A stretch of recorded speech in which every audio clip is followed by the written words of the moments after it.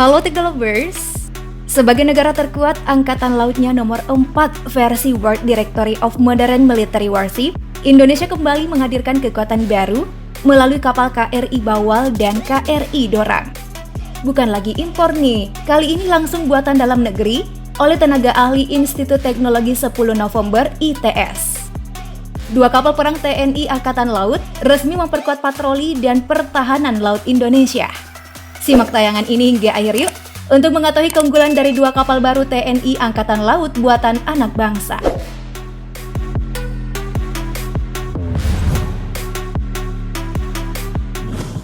Dua unit kapal dengan kode pada lambung kapal KRI resmi menjadi keluarga baru alutsista TNI Angkatan Laut.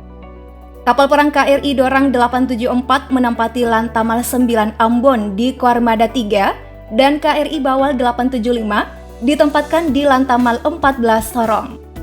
Bukan hal baru lagi jika negeri ini sanggup memproduksi kendaraan tempur dengan kualitas tak kalah dengan alutsista buatan negara-negara kuat seperti Amerika Serikat dan Rusia.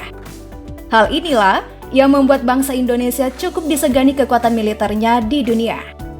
Nah, khusus kedua kapal baru milik TNI Angkatan Laut yang memiliki panjang 60 meter, lebar 8,5 meter, berbobot 520 ton, dapat menampung 46 personil ditambah 9 personil cadangan. Kapal telah dilengkapi dengan meriam utama single barrel 40 mm, berkemampuan tracking system serta dilengkapi laser rangefinder. Selain itu ada juga IR camera dan day camera yang mampu ditembakkan dari fire control system. Ada juga nih, dua unit senapan mesin berat 12,7 mm di lambung kanan kirinya untuk pertahanan terhadap serangan udara.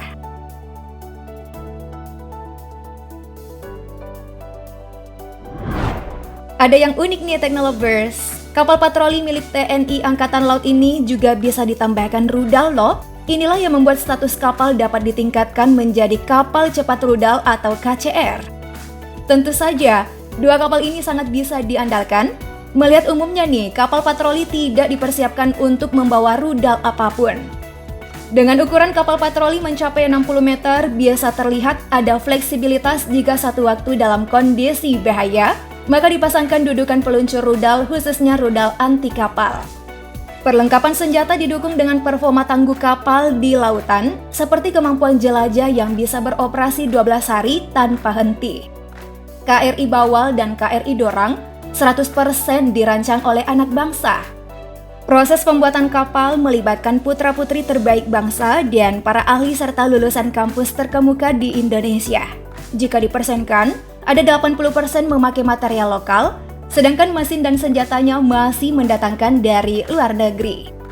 Nah, kapal ini ditenagai dua mesin diesel MTU 20V400 M73 yang sanggup menyemburkan tenaga sebesar 3.200 kW serta mampu melesatkan dengan kecepatan jelajah 15 knots. Dengan kecepatan tertinggi 24 knot atau sekitar 44,48 km per jam. KRI Bawal dan KRI Dorang difokuskan berpatroli di perairan zona tangkap eksklusif atau ZTE Indonesia.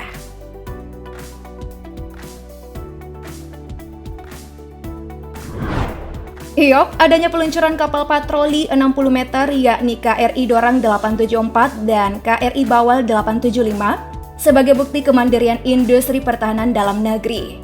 Pembangunan kapal tak lepas dari pembangunan kekuatan TNI Angkatan Laut. Nah, kabar baik ini pastinya semakin memberi harapan kepada Indonesia akan kekuatan laut negeri, sehingga kedaulatan tak lagi berani diganggu pihak asing.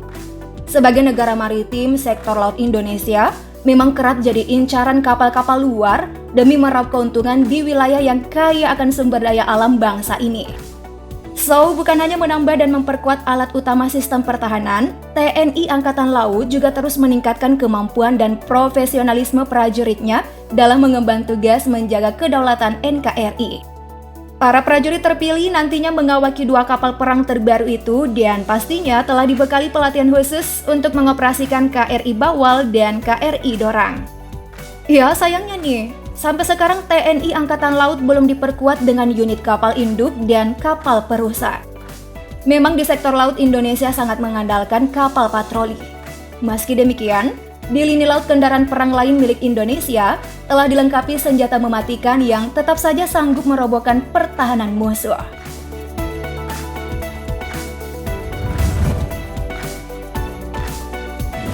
Wow, makin keren aja TNI. Khusus matra laut benar-benar diperketat lagi nih. Kalau kita melihat 5 kekuatan angkatan laut terbaik di dunia versi World Directory of Modern Military Warship, seperti yang aku bahas di video sebelumnya. Bisa naik ranking gak nih Indonesia? Dari peringkat 4 melengsar posisi Rusia di peringkat ketiga.